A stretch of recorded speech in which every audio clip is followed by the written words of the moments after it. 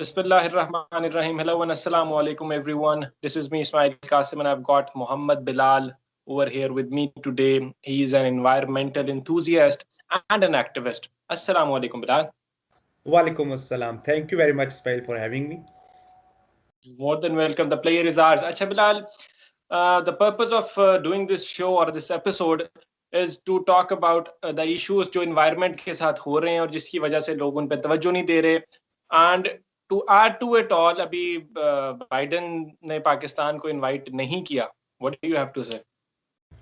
जी बिल्कुल इस्माइल, पाकिस्तान एक ग्लोबली वैसे देखा जाए को जो हमारी जियोपॉलिटिकल सिग्निफिकेंस है उससे हटके अगर जस्ट हम इन्वायरमेंट और क्लाइमेट चेंज के पर्सपेक्टिव में बात करें तो पाकिस्तान का जो ग्रीन हाउस गैसेस का कंट्रीब्यूशन है वो one of the lowest in the world है. बहुत कम हम कंट्रीब्यूट करते हैं, लेकिन जो क्लाइमेट चेंज से मुतासिर होने वाले जो ममालिक हैं उनमें हम 5वें नंबर पे हैं.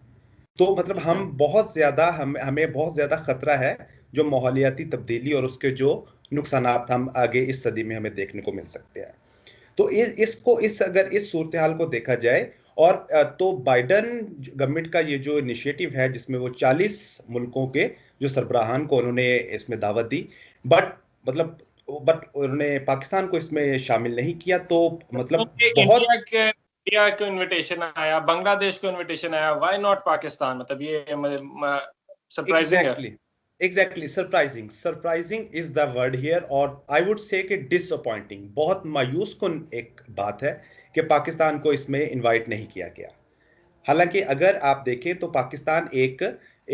पाकिस्तान वैसे एक तरक्की पजीर मुल्क है, एक डेवलपिंग कंट्री है, लेकिन एनवायरनमेंट और क्लाइमेट चेंज के हवाले से पाकिस्तान एक ग्लोबल लीडर है.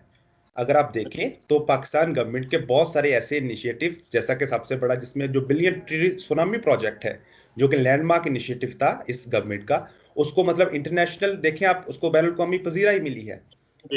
अक़वाम मुत्तहिदा वर्ल्ड इकोनॉमिक फोरम तक ने उसको इतना अप्रिशिएट किया है कि ये प्रोजेक्ट ना सिर्फ रोजगार दे रहा है लोगों को, बल्कि जो जमीन वो जो बंजर हो रही थी, जो खराब हो रही, तबाह हो रही थी, उसको रिक्लेम कर रहा है, उसको दोबारा उसको एक यूजफुल पर्पस के लिए आ रहा है.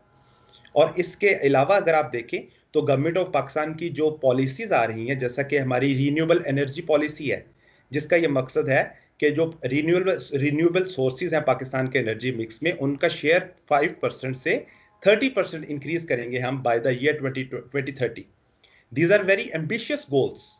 मतलब ये वो गोल्स हैं एग्जैक्टली जो यूएस और यूरोपियन कंट्रीज, जो डेवलप्ड कंट्रीज जिस लेवल पे काम कर रही हैं, पाकिस्तान उस लेवल पे काम कर रहा है.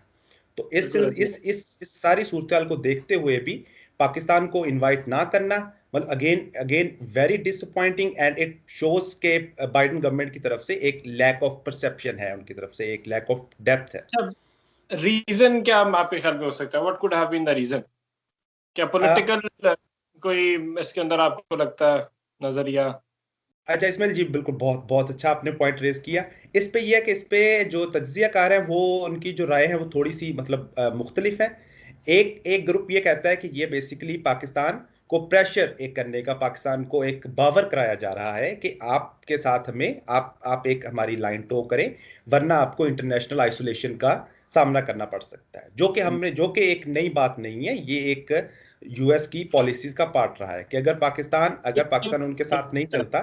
बिल्कुल पिछले हम 2-3 यूएस प्रेसिडेंट्स को देखते हैं, उन्होंने यही पॉलिसी को परस्यू किया. स्पेसिफिकली वॉर ऑफ इंडिपेंडेंस जब से शुरू हुई है तब से इधर यू आर विद अस और अगेंस्ट अस, वही चल रहा है.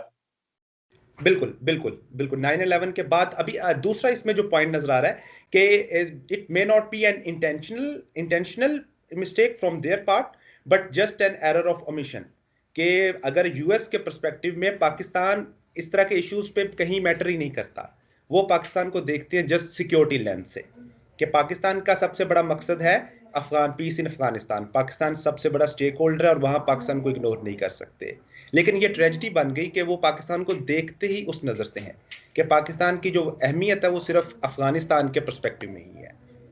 तो ये आई थिंक ये एक ऐसा पॉइंट है जिसपे हमारे पॉलिसी मेकर्स को भी ये थोड़ी सी उनकी ये एक लैक हमें नजर आ रहा है कि उन्हें चाहिए कि अपनी पाकिस्तान के जो मल्टीपल एस्पेक्ट्स हैं पाकिस्तान के, उनको पोर्ट्रे करें, और जो हमारी फॉरेन पॉलिसी को हम जस्ट सिक्योरिटी के साथ साथ इसको और फील्ड्स में, इकोनॉमिक में, क्लाइमेट चेंज, हमारे पास पाकिस्तान के पास अपनी सॉफ्ट पावर प्रोजेक्ट करने का बहुत अच्छा रास्ता है। इमरान खान साहब की जो हुकूमत, अगर हम उनको स्पेसिफिकली देख लें तो मतलब वो तो उन्होंने बिलियन ट्री सुनामी का आपने जिक्र किया और एनवायरनमेंट के ऊपर हर लिहाज से काम कर रहे हैं। मतलब वो चाहते हैं कि जो भी कहते हैं कि ग्रीन अगर प्रोडक्शन की तरफ हम जाएं तो उसी की बात की जाती है। वो वर्टिकल ग्रोथ की बात करते हैं, हॉरिजॉन्टल जो हम स्प्रेड कर रहे हैं उसको रोकना चाहते हैं, डिफॉरेस्टेशन, ये सारे पॉइंटर्स तो हैं। तो उसके अंदर मेरा पर्सनल ख्याल था कि शायद फॉरेन जो हमारा ऑफिस था उसको थोड़ा सा तो स्ट्रॉन्ग स्टांस लेना चाहिए था ना इसके ऊपर। मतलब आपकी तरफ से कोई कुछ भी नहीं आया, आप खामोशी से बैठे हुए हैं। मतलब आप एटलीस्ट कोई थोड़ा सा वो तो शो करें यार कि we are a part of it. और एनवायरनमेंट की पूरी दुनिया के अंदर अगर कैंपेन चल रही है तो पाकिस्तान उसमें बड़ा लीड कर रहा है। एग्जैक्टली मसलन अगर जो यूनाइटेड नेशन, जो अक़वाम मुत्तहिदा की सबसे बड़ा इसमें विंग है, United nation framework convention on climate change, Pakistan उसका जो पिछली कॉन्फ्रेंस हुई है COP25, पाकिस्तान उसमें वाइस प्रेसिडेंट था। हमारे पास बिल्कुल उसकी ऐसे। वाइस प्रेसिडेंसी थी, जो उसकी लीड स्टेटमेंट है वो हमने ऑथर की थी। और अभी जो हम जून 5 को जो वर्ल्ड एनवायरनमेंट डे है, पाकिस्तान उसका ग्लोबल होस्ट है। मतलब ये अचीवमेंट्स हैं अगेन, जो कि डेवलप्ड कंट्रीज जिनके पीछे हैं। जर्मनी बिल्कुल जैसे ऐसे। कंट्रीज जर्मनी जैसे कंट्रीज, कनाडा जैसे कंट्रीज चाहते हैं कि ये इस तरह की लीडरशिप पोजीशन पे वो रहें जिस पे पाकिस्तान है। लेकिन लेकिन अगेन वही, अनफॉर्चुनेटली हमारी फॉरेन पॉलिसी भी, मतलब कुछ इश्यूज जस्ट आइसोलेटेड इश्यूज पे फोकस हम भी रहे। हमने एक डाइवर्स, एक जो ब्रॉड एक अपनी अपील है वो हमने लॉन्च नहीं की। बिल्कुल। और मेरा ख्याल है, और यहाँ पे एक और पॉइंट आता है कि हमारी जो इंडिविजुअल्स हैं या जो हमारा जो बस्ती हैं जो पाकिस्तान की, ठीक है, जो सिटीजन्स हैं, उनको अवेयरनेस ही नहीं है एनवायरनमेंट की। उनको पता ही नहीं है कि पूरी दुनिया के अंदर ये कितना अब इम्पोर्टेंट, ये 40 मुल्कों का अगर बाइडेन ने बुलाया, नई हुकूमत आई है, तो वहां पे पाकिस्तान का होना जरूरी है। वो एनवायरनमेंट की कोई खबर चलती है वो इग्नोर कर देते हैं, कोई दरख्त करते हैं वो इग्नोर कर देते हैं। अभी हाउसिंग सोसाइटीज, और मैं नाम तो नहीं लेता लेकिन स्पेकुलेशन है कि जी नई हाउसिंग सोसाइटीज बनाई जा रही हैं पंजाब के अंदर और उनके लिए पूरे जंगलात आपने उड़ा दिए हैं। तो मतलब इस तरह की अब सूरत हाल है, उसके अंदर अवेयरनेस भी नहीं आ रही लोगों को। What do you have to say? हाँ, उसमें उसमें बिल्कुल बिल्कुल आप ठीक कह रहे हैं कि अगेन ये एक ट्रेंड है जो कि जिसको अनफॉर्चुनेटली हम सब जिसमें बह रहे हैं, लेकिन इसको हमें रोकना होगा। आपने पहले बात की हॉरिजॉन्टल वर्सेस वर्टिकल ग्रोथ की, बहुत बहुत अच्छा पॉइंट है ये, क्योंकि दुनिया सारी इस टाइम जो वो जा रही है वर्टिकल ग्रोथ की तरफ, और हम बिल्कुल अभी ऐसे। भी लाहौर, हम अभी लाहौर हॉरिजॉन्टल की ग्रोथ। देखिए आप, एक लाहौर के, आपने ईस्ट से निकल के वेस्ट में जाना हो, आपको पहुंचने में 1.5 घंटा लग जाता है। वो दूसरे शहर एग्जैक्टली जा रहे हैं आप। और ये सारी जो कॉलोनीज बन रही हैं, नई सोसाइटीज बन रही हैं, वो जौन सा मर्जी डेवलपर हो, उसका हम किसी खास डेवलपर को नाम नहीं ले रहे, लेकिन जौन सी भी कॉलोनी बन रही है, वो किस पे बन रही है? वो एग्रीकल्चर लैंड पे बन रही है, वो नेचुरल रिजर्व पे बन रही है, वो वेजिटेशन पे बन रही है। आप उसके बेशक आम के दरख्त, आप बेशक मुल्तान में आम के बाग आप खराब करें, आप बेशक लाहौर के गिर्द आप उसकी कपास के खेत, आप गंदम के खेत खराब करें।